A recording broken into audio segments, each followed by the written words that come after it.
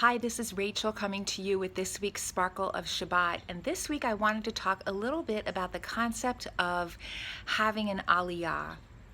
I've come to learn that having an Aliyah can take different forms and can refer to different circumstances. So, the Hebrew word Aliyah means ascension or to rise up in the verb form. And in Judaism, we look at it as rising up to be closer to the Almighty. And so a number of us have probably been to synagogue services where people are called up to the Torah to have what's called an Aliyah. And this is an honor given that name because we are considered to be more holy when we are given that honor to come to the Torah. It's considered a rising up to be closer to the Almighty.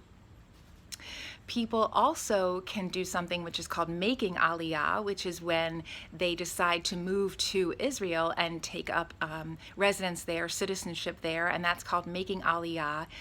The feeling being that when you live in the Holy Land, you are having or making an Aliyah, meaning you are rising up and getting again closer to the Almighty. And I think that's really very beautiful and just so interesting that there's different ways to do this to get closer to the Almighty in this fashion.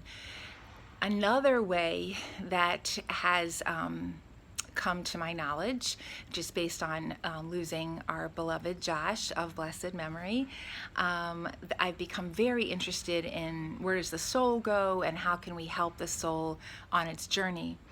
And I've come to learn that a soul can also have an Aliyah.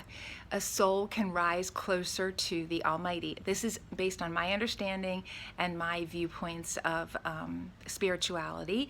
And also the Jewish viewpoint, but I'm still learning, so please do keep that in mind. But I think one of the most touching things that has resonated with me is that while a soul itself cannot move itself towards the Almighty, the deeds that we do on earth can in honor of that person. So in the case of Josh, who we lost way too soon, my hope would be that the way I conduct myself on earth and certain things that we do help his soul to have an Aliyah, or in Hebrew, the soul, one of the words is neshama. So we say, may his neshama have an Aliyah, which I think is so beautiful and so touching and so encouraging to me, that there are things that I can still do to be his mommy and to help his soul to soar.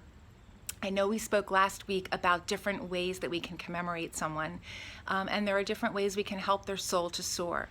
So choosing to study Torah is one of those ways, giving charity as we mentioned, lighting the Yortzeit candle, the memory candle, helping share their light with the world is another beautiful way to help the soul soar.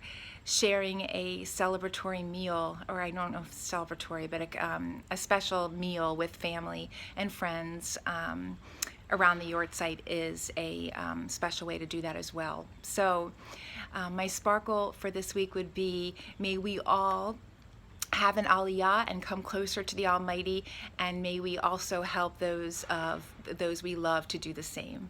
Shabbat Shalom.